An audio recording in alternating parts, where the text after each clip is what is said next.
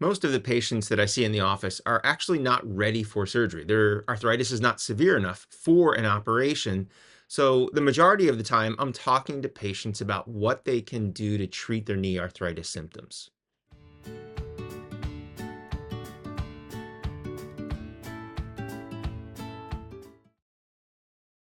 Hello and welcome back. I'm Adam Rosen, and thanks for tuning into the channel. If you haven't already subscribed, please do so. And if you enjoy this video and this content, give me a thumbs up. It does help people like you find the channel. So in today's video, in my previous videos, I talk a lot about knee replacement, like what it is, how to prepare for it, how to recover from it. But the majority of time I spend talking to patients about the things that I'm going to share with you. So these are all the things that I talk to my knee arthritis or knee pain patients on a daily basis. Now, when people show up to me with knee pain and they have early arthritis, the first thing that I talk to them about, and it's kind of the first treatment in all of our orthopedic issues, whether or not we're talking about your shoulder or your hip or your knee, is activity modification. So if you have knee pain and have early arthritis, if you're a high impact athlete, like a runner, the first thing that we will recommend is stop running or cut back on running. You know, runners always try to bargain. They'll buy new shoes or run on the track, but it's still a high impact activity. And if you continue to run, I don't have a magic cure that's going to get rid of your knee pain. On the other hand, I have some people that are couch potatoes. They don't do any exercise, and those people have to do something. So I always tell my patients that I want you to sort of live in this middle zone. Over here is couch potato land. Over here is a triathlete. And you're going to live here because some days you're going to feel good and you can do more. And on other days, you're going to feel worse, but doing something usually will improve your symptoms that day. The next thing I share with all of my patients is this simple exercise called the straight leg raise. The nice thing about this is that it doesn't require any equipment. You have all of the things that you need. You and just find a flat surface. You can do it on the floor, you can do it on your bed, but you have to be flat on your back. And what you do is you bend one knee, you straighten the other leg, and you kind of engage it. So you bring your toes up, you lock your knee, and then lift it up 6 or 8 inches, lower it down just above the floor, and then lift it back up again.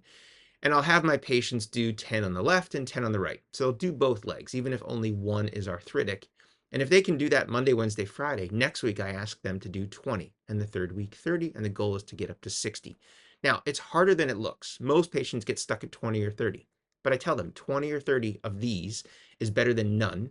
And if you can get to 60, great. And if you're an overachiever and super strong and 60 is easy, I have those patients start back at 10 and add an ankle weight or a hiking boot, and they can make this exercise harder. The nice thing is it strengthens your quad, and people always ask, well, how is this going to help my knee? If you've had back pain, most people are familiar with, I need to strengthen my core. And if you have shoulder pain, people are familiar with the idea of strengthening your rotator cuff. And if you strengthen your quad, that will decrease knee pain if you have arthritis. Now, you can increase quad strength by doing squats and lunges, but if you have knee arthritis, squats and lunges typically are going to cause pain. So this one exercise helps. And I read in a study once that patients that did this one exercise, 60 repetitions, 3 days a week for 12 weeks, had a 40% reduction in knee pain. And also, if you're stronger prior to knee replacement surgery, it's going to help and aid your recovery after surgery. The next item I discuss with patients is the idea of regular low impact exercise. It is recommended that you get 30 to 60 minutes of exercise every day. And if you have knee pain and knee arthritis, sometimes even walking long distances can hurt. So if you have access to a stationary bike or even a pedal machine or an elliptical, what I have patients do is pick a time, say 8 in the morning, 3 days a week. So if you're doing the straight leg raise Monday, Wednesday, Friday, you'll do this Tuesday, Thursday, Saturday, and you'll get on that bike or pedal machine or elliptical for 5 minutes. Just gently pedal. And if you can do that for a week, the next week you'll do 10 minutes, and the third week 15, and build up to where you can do 30 minutes a day, 3 days a week. And what many people find is that the knee starts to feel better, and sometimes they actually crave this motion because they tend to feel better after they do the exercise. The mistake that I see a lot of patients make is they're going to get on the bike. This is the idea. I'm going to get on the bike, and they get on the bike for 30 minutes, and the next day their butt's sore and their knee hurts, and they think the bike is the devil because it was just too much too soon. But if you build up slowly and gradually, your body will build up to this low impact exercise, and most patients start to find that their knee pain becomes less. For some patients, the discussion of weight loss comes up. So if you're an American, studies show that your risk of arthritis is approximately 16%. And if you're overweight, that risk is about 35%. So it basically doubles. And what other studies have found is for every pound that we carry, it puts about 3 to 5 pounds of pressure across your knee joint. So if you have arthritis and you lose 5 pounds, you've taken 25 pounds of pressure off of your knee. Now, unfortunately, it's not as simple as just eat less and exercise more. Eating healthier is definitely important, and exercise is important. And for some people, there's a metabolic condition. So you might need a specialist that can help you. And there's a number of medications that patients have used with some success. But losing weight not only lessens pain if you have arthritis, it might also slow down the progression of arthritis. And also, studies have found that if you're overweight and have surgery, you have a higher risk of complications. So not only does losing weight lessen pain, but then if you need an operation, you have a lower risk of a complication, such as a blood clot or infection. Now, when it comes to weight loss, I always stress to my patients, slow and steady. I want them to make lifelong changes, not go on a binge diet and lose weight drastically because they tend to just regain that weight over a period of time. If you focus on losing 1 pound per week and not setting a goal weight, there's the potential of losing 52 pounds in a year. I'm always surprised to see the number of patients in the office that are coming to me, a surgeon, with a complaint of knee pain and have never tried an over the counter medication. Now, anything has risk. So, yes, over the counter medications do carry risk. But if you have pain, they are a simple modality that is safe for many, many people. Sometimes I'll have patients say, I've tried Advil, it didn't work, and they've taken it once. Or I've tried Tylenol and it doesn't work for me, and they've taken it once. So the analogy that I like to use for patients is that if you had strep throat and your primary gave you a prescription for an antibiotic that you had to take 3 times a day for a week, most people realize that you can't just take one here or there and then call the office and tell them that antibiotics don't work for you.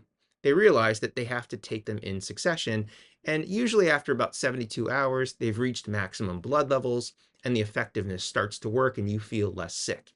And the same holds true for patients that do have severe pain from arthritis. So one option is using an anti-inflammatory. These are your NSAIDs. Things like ibuprofen, which is Motrin or Advil, or naproxen, which is Aleve. Now, these are cleared by your kidney and they can affect your stomach and cause bleeding and ulceration. So you have to use them with caution. But if you're using those medications, you can also add the idea of Tylenol or acetaminophen, which is another pain reliever, which is cleared by your liver. Because what studies have found is that the combination of the two, we always say 1 + 1 = 3, tends to work better than either drug by itself. And if you don't like taking ibuprofen and Tylenol together, multiple pills, you can actually buy this now over the counter. Advil makes a medicine called Advil Relief, which is Advil and Tylenol. And Motrin makes a pill called Motrin Dual Therapy, which is Motrin and Tylenol. So these are both medicines that include ibuprofen and acetaminophen. And I tell my patients there's really 3 ways of taking these medicines. If you hurt because of whatever you did today and you take a pill and you feel better, great, problem solved. The lowest effective dose is the best dose. Now, let's say you have chronic knee pain and it's sort of under control, but you have a big day coming up and you're going to be on your feet and do a lot of walking. You might take that medicine in the morning before you do whatever you're going to do, and it lessens your pain during the day. That is another option. Low dose gives you the result or the effect that you're looking for. But for patients that have significant or severe pain, taking this on a scheduled basis tends to be a good remedy for many patients. So they might take 1 Advil and 1 Tylenol, or 2 Advil and 2 Tylenol, or one of these Advil Relief or Motrin Dual Therapy. But essentially, you're going to take a dose 3 times a day for 3 to 7 days in a row. And this helps you reach maximum blood levels to get the most effective response of the anti-inflammatory medicine and the pain medicine. And a lot of people find that they feel better. So in 6 months, if the pain comes back, somebody also feels empowered that they know that they have this medicine in their cabinet that they can take when the pain comes on. Because I hate to hear the story of somebody that's in pain for 6 weeks and goes to the ER at 2 in the morning and sits in the waiting room for 3 hours just to find out that they had arthritis and they were prescribed 600 milligrams of ibuprofen. So medication is an option, but you always have to check with your primary care doctor or orthopedic surgeon to make sure that the medications are safe for you and they don't interact with other medications that you're taking, such as a blood thinner, or you don't have medical conditions that would increase the risk of you having a complication. Now, after all of those things, which are sort of standard treatments, there's a lot of other stuff. So sometimes simple things like ice or heat make people feel better. If you have not tried a brace, trying a simple over-the-counter brace is something that you can try and some people find benefit. I typically recommend to my patients sticking with something simple like a knee sleeve. When you get into the fancy braces with straps and holes and hinges, they really have to be put on correctly, and if they slip or slide, it kind of throws off the whole knee. Some of these simple slip-on knee sleeves tend to be easy to put on. They give you warmth, they give you the sense of support, they give you compression, and if they slip or slide or twist, they're still going to do the same thing. And at the drugstore, you'll find a number of over-the-counter ointments and creams. These are things that you can use. Some people have found them to be effective. It definitely is a trial and error. And in my other videos, you've heard me talk about supplements, and there's a number of supplements in the market. Probably the four most common ones I recommend are turmeric, ginger, boswellia, which is Indian frankincense, and collagen, because at least there's some scientific data that supports their use. And then the last thing that comes up are the idea of injections. And I'm not going to go into a lot of detail because I do have other videos about these. So you'll find videos, and options would include cortisone. Sometimes we use intra-articular Toradol, which is an anti-inflammatory, just not a steroid. Another option would be PRP, or platelet-rich plasma. And the data on viscose supplements or the gel injections, the rooster comb shot, those types of things, the data over the past 10 years hasn't really shown that they were as effective as they once were. And the American Academy of Orthopedic Surgery and the American College of Rheumatology, which had previously given them a higher recommendation, has lowered their recommendations based on the new scientific data. And a lot of insurance companies do not approve them anymore. And currently, as of today, there is no scientific evidence that I know of that stem cells do anything for arthritis. Many orthopedic surgeons in the community tend to believe this is sort of the snake oil of our generation. Yes, stem cells can turn into any cell, but to inject them into the body and expect that they turn into cartilage cells and then adhere only to where you're missing cartilage and not turn into hair cells or brain cells or heart cells and stick themselves to tendons and ligaments is a little absurd from a scientific standpoint. In our lab, we can actually grow cartilage, which is pretty cool. We can get sheets of cartilage. No one just knows how to get that onto the bone. And that's sort of the holy grail, that one of these days we might find a way of growing your cartilage in the lab and then doing a procedure where we can stick it to the ends of the bone. I'm still watching, and I'm sure many of you are going to probably think, well, what about the gel injections in Germany that's made the news? Still waiting to see what the long-term effectiveness and results of that are. I doubt it would be in the United States anytime soon.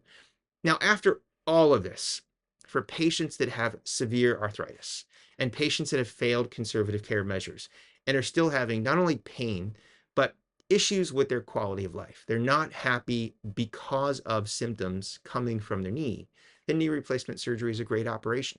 And if you want to learn more, check out my other videos. Thanks again for watching. I'm Adam Rosen. Until next time, stay safe.